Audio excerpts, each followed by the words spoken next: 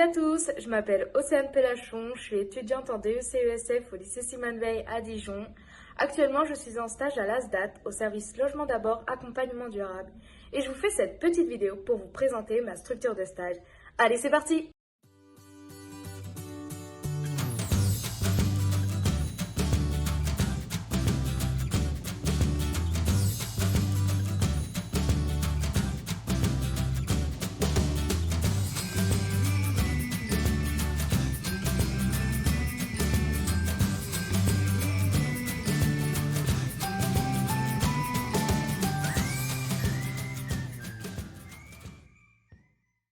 Maintenant, je vais vous présenter le service Logement d'abord, accompagnement durable. Allez, c'est parti!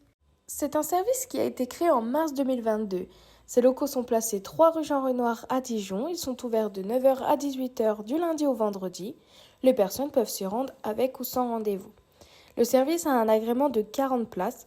Aujourd'hui, il y a un effectif de 33 personnes, mais d'ici mars 2023, il devrait être complet.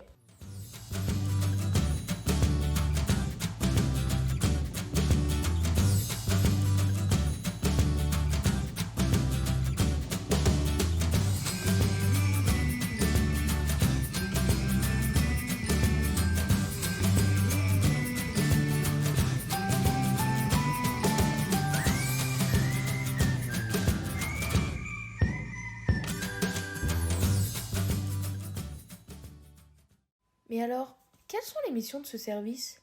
Les missions sont de garantir une veille sociale, administrative et sanitaire, de maintenir l'autonomie des personnes dans leur logement, d'accompagner au relogement si besoin, éviter les expulsions, et il peut être un service de transition en attendant une place en pension de famille car les listes d'attente sont très longues. Mais quelles sont les modalités d'intervention ? Cela peut être des entretiens au bureau, des visites à domicile ou bien des accompagnements sur des rendez-vous extérieurs, exemple aller à la CAF, à Pôle emploi, etc. ou encore à des rendez-vous médicaux. Ce service est basé sur 2 grands principes. Le premier principe est celui du aller vers. Mais qu'est-ce que c'est ? C'est une démarche qui vise à aller à la rencontre de celles et ceux qui se tiennent éloignés des politiques sociales et de santé afin d'établir un lien avec eux et d'améliorer leur accès aux droits et aux services. Et le deuxième grand principe est celui de l'accompagnement social palliatif. Mais qu'est-ce que c'est ça aussi ? C'est un accompagnement sans durée dont le but est d'être présent pour aider à maintenir une situation afin d'éviter qu'elle ne se dégrade plutôt que de tenter de l'améliorer. Et c'est justement suite à ce principe que le service propose un accompagnement sans limite de temps. Mais quelles sont les actions concrètes du travailleur social ? Comme c'est un service logement d'abord, le travailleur social veille en priorité à la bonne occupation du logement et son entretien, ainsi qu'au règlement du loyer et des charges. Mais il peut également faire un accompagnement administratif et budgétaire en lien avec le mandataire s'il y en a un, accompagner la personne à des rendez-vous médicaux ou administratifs, jouer un rôle de médiateur, faire en sorte de maintenir un lien avec la personne et orienter la personne si besoin. Comment rentre-t-on sur le service ? Pour avoir une prise en charge dans ce service, les personnes doivent être orientées par le SIAO, le service intégré de l'accueil et de l'orientation. Cette décision se prend lors d'une commission. On peut retrouver la commission CAPEX, la commission SIAO, la commission SIAO spécifique ou encore la commission sortant d'hébergement. Après orientation par le SIAO, le service doit obtenir l'accord de la personne pour commencer l'accompagnement. Et quand la personne est arrivée, que se passe-t-il ? Une fois arrivé dans le service, un premier entretien est réalisé avec toute l'équipe. À la suite de cet échange, une référente lui est attribuée et l'accompagnement peut commencer. Un projet d'accueil et d'accompagnement personnalisé est réalisé 6 mois après son arrivée. Il est renouvelable tous les ans ou avant si besoin. Quel est le public accueilli ?